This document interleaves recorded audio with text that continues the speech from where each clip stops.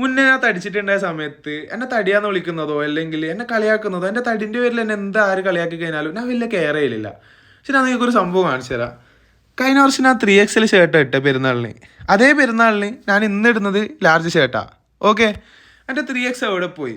അല്ലെങ്കിൽ കറക്റ്റ് പറഞ്ഞാൽ ഒരു 1.5 കൊല്ലം മുന്നേ എന്നോട് ഒരാൾ പറഞ്ഞ് നല്ല തടിയുണ്ടല്ലോടാ, അടുത്ത വലിയ പെരുന്നാൾക്ക് കറക്കാനാവുമല്ലോ.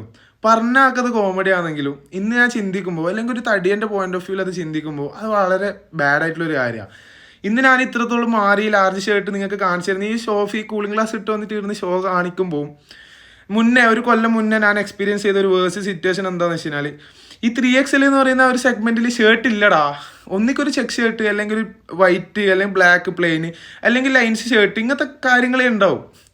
പക്ഷെ ഇന്ന് ഈ ലാർജ് അല്ലെങ്കിൽ XL ഷർട്ട് ആ ഒരു സെഗ്മെന്റ് എക്സ്പ്ലോർ ചെയ്യുമ്പോൾ കിട്ടുന്ന ഒരു സുഖം ഉണ്ടല്ലോ. 10-25 വെറൈറ്റി ഷർട്ട് ഒരു ഷോപ്പിൽ തന്നെ, പല വെറൈറ്റി മെറ്റീരിയൽ, പല വെറൈറ്റി കളർ, പല വെറൈറ്റി കോമ്പിനേഷൻ എല്ലാം ട്രൈ ചെയ്യുമ്പോൾ കിട്ടുന്ന ഒരു സുഖം ഉണ്ടല്ലോ.